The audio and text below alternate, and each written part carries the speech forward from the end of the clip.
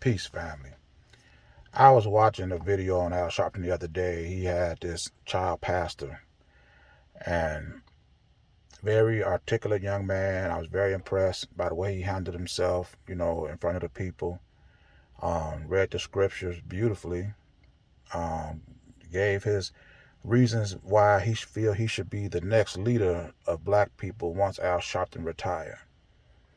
When somebody criticized him the last time he was on the show, and they said that, what can a boy preach to me? So he gave biblical scripture and historical facts of accomplishments by young people and give them hope. He also said that he's ready to take on the devil because he's not afraid of the devil. After I listened to a sermon, I gave my assessment, and I was not impressed by what he said, and I got attacked. Here's the deal.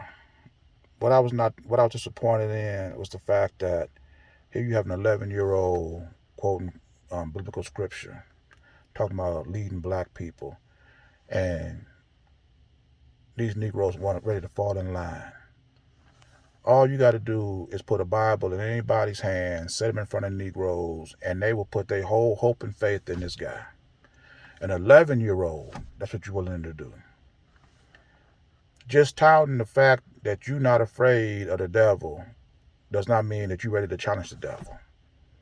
And if you're taking the experience that you done learned from your biblical examples, your historic examples, and Al Sharpton been in this business over 50 years. He ain't did nothing to make the devil concerned. So if all you learn in this thing is from Al Sharpton, how the devil don't got no reason to be afraid of you.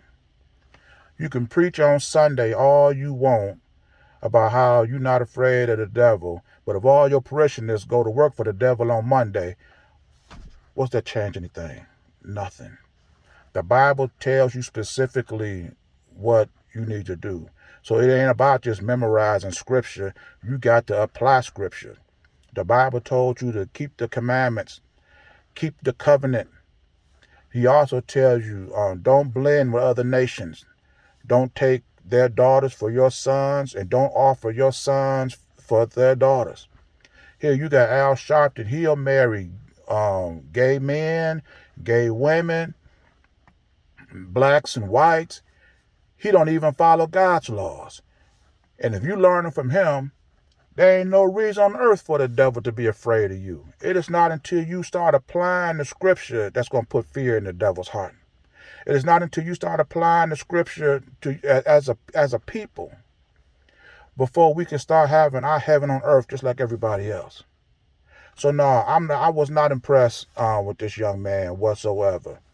It's going to take, like I said, it's going to take more than just memorizing some scripture and a bellowing voice to change the course of our people. We need some new leadership, and it ain't going to come in the form of no 11-year-old child.